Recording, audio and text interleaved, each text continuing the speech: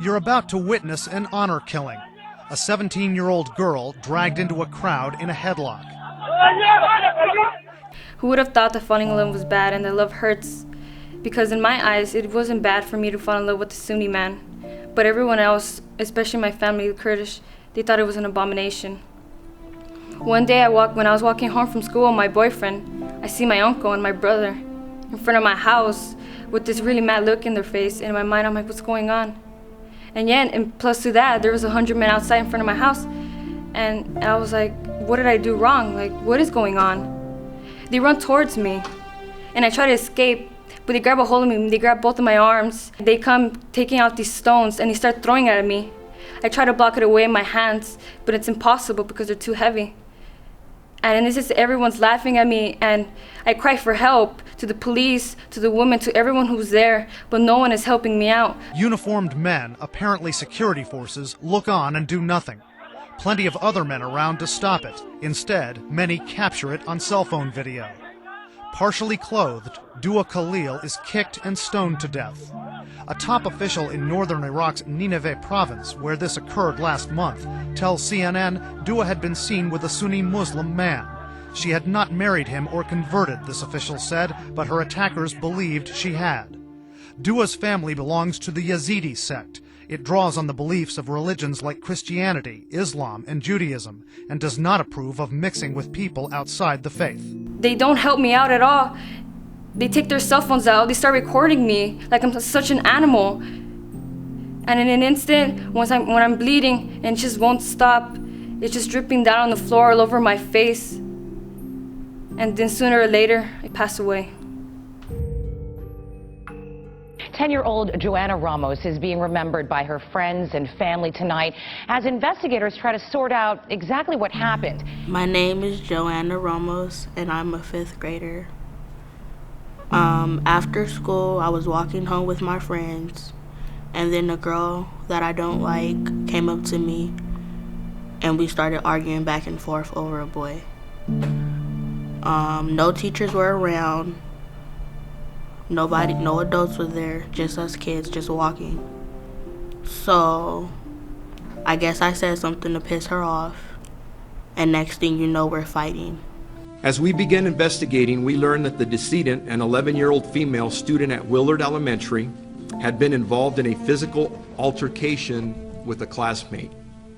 It was determined that after school, the girls and approximately 7 onlookers walked to a nearby alley to engage in a pre-planned fight. Everybody's around 5th graders to 8th graders just yelling, screaming. Nobody's trying to stop the fight at all. They're just standing there watching me get beat up. So when the fight was finally over, I went home. Only a couple hours later, the little girl seen dancing in this video started vomiting and feeling tired. Joanna's mother says on the way to the hospital, she didn't wake up. Something wrong with my daughter, because I tried to wake up and she didn't answer. I can see her heart. She wasn't breathing. I just really wasn't feeling it. I couldn't comprehend, and I just had a massive headache. So she rushed me to the emergency room. I went there, and they told my mother that I had blood clots in my head. So I went in the emergency room, just laid down, and after that, on Friday night, I was pronounced dead. She was treated by the emergency room, which included emergency surgery. She was placed in ICU in critical condition, and at approximately 8:50 p.m., sadly, in spite of the hospital's valiant efforts, and I heard the hospital did whatever they could to revive her, she was pronounced deceased. What happened here is horrifying. Why it might have happened will leave you incredulous. She was just a good girl. Hello, my name is Megan Meir, and I'm 13 years old from Missouri. My best friend and I created a MySpace page because everyone had one at that time, and that's just a thing that was cool. My mom allowed me to make one, and I met this really cute boy named Josh Evans. Megan's mother and father allowed her to set up a MySpace account under their supervision. and said their 13-year-old swooned when she got her first affectionate note ever from a boy named Josh Evans. I trusted him with most of my life, and he knew I was insecure about myself, my weight, and my emotions were a mess because I was struggling with depression since I was in 4th grade. Josh made me feel like no one else has made me feel. He showed me that I was actually special to this world. And one day, when I ran home to go talk to him, he had messaged me telling me he couldn't be my friend. And I didn't understand why. It was a whirlwind. It was Josh saying horrible things to Megan, Megan saying things back to him. Nasty messages from a boy who just a day before meant everything to this lonely girl. One in particular cut deep. The world would be a better off place without you and have a shitty rest of your life. Megan was distraught beyond words. None of my friends really stood up for me at this point in my life when they were seeing that the posts, and I mean everyone saw it, it was public. All my friends from school, family that I had on there, anything, they never said anything to help. And I guess just all the negative comments, and it all got to my head. This is the part I'll never forgive myself for, because she was looking for me to help calm her down like I normally always did and be there for her. And I was heartbroken, tired of hearing all these negative comments and not believing in myself. I was sad, I was fed up, angry, distressed, and everything. I guess I couldn't take it and no one understood me, so I went to my room and I decided the best way out is to leave this world. It was too quiet for too long in that upstairs bedroom. Tina left, walked upstairs. I didn't really pay much attention to it. And then I just heard a blood-curdling scream. I just saw her hanging from her closet.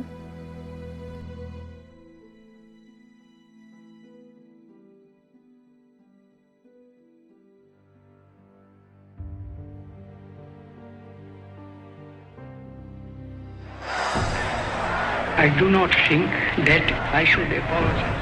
Truth is never illustrated through the use of violence.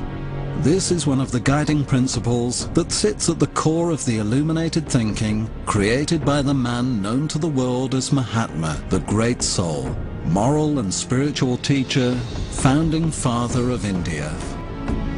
The British came in searching for wealth, power, anything that could help Europe thrive. So once he saw everything India had to offer, they came in and started implying all their laws and everything without. At first, they told us if we wanted to give in peacefully, but my people refused, so they went more towards dictatorship. They implied taxes, pretty much anything that would be useful to them. And during that time, I was in South Africa, but once I returned, I saw everything that was going on. I didn't feel good because it was my people. I couldn't just let them go through everything, so I had to be the change I wanted to see. So I started protesting. I went on hunger strikes. A couple times I was in prison and beaten, but I never gave in to the British. On the 11th of September 1906, Gandhi publicly proclaimed his philosophy for the first time. Public support was virtually universal. One must never oppose arrest. One must never oppose the law. One must never respond to violence with violence. But one must strive to affirm vigorously the will of the people and uphold religious freedom. Because of my actions and all the effort I put in, the British left, and once again India was independent and was able to pretty much rule over itself, and its people had what they wanted. As Gandhi saw it, physical force is only used by weak people. Real strength resides in a person's capacity to express their ideals.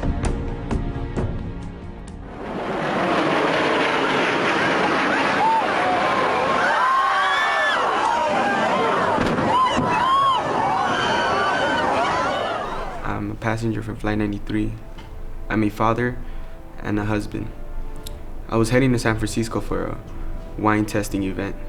When I see someone standing up and screaming at everybody, saying that this plane was hijacked, my heart just dropped. and I was honestly scared. Hi, the captain. I would like to order the remain seated. We're on board and we are going to back to the airport and we have our demand, so please remain quiet. Okay, it's United 93 calling. United 93, understand you have a bomb on board, go ahead. Executive 956, did you understand that transmission? Affirmative, he said there was a bomb on board. And that was all you got out of it also? Affirmative. I call my wife. She picks up and says, "What's going on?" I tell her I'm gonna be fine. And she knows I'm not. She knows that bad things are gonna happen. I tell her that I hope her the best in life. I really, really want the best for her and my children. I told her to pass my son and my daughter, and they can hear me. I was crying at that moment because I knew that was the last time I was going to hear their voices. I tell them that I love them with all my heart, that they mean so much to me. Wherever I go, they're always going to be with me, such as my wife. They started crying, and I said I have to go. United 93, do you still hear Cleveland? United 93, United 903, do you hear Cleveland? United 93, United 93, Cleveland. United 93, United 93, do you hear Cleveland Center? I got up and I ran as much as I can and tackled the pilot. I was thinking the last memories I had with my kids. I closed my eyes and the plane crashed down.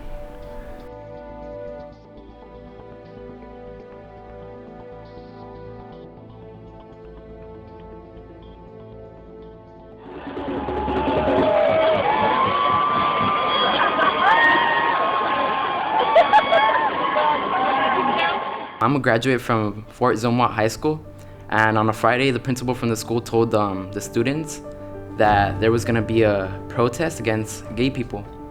Specifically, it was going to be the Westboro Baptist Church going, and my friends told me about that.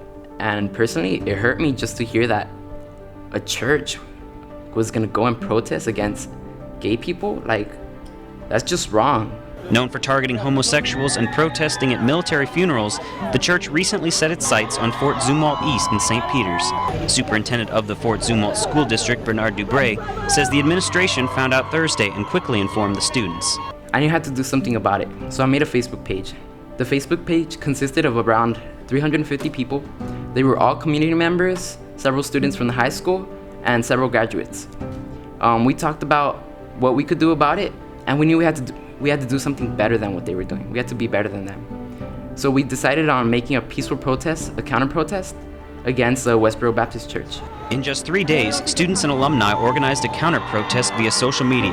Fort Zumwalt South graduate Ryan Bluebaugh formed a Facebook group of over 350 people. It was perfect. Everybody joined. Everyone was like, let's do this. It's going to be a good cause. As you can see behind me, hundreds of students have lined up to support Fort Zumwalt East. Even several Lindenwood students attended. And I'm really glad to see the community come out, you know, everybody that I went to high school with and all its current students and everybody from St. Peters. The Westboro Baptist Church left, and there was no arguments, there was nothing. It all went well, and well, my mission was accomplished. I made a change. Even though it was a small change, it was big for many people.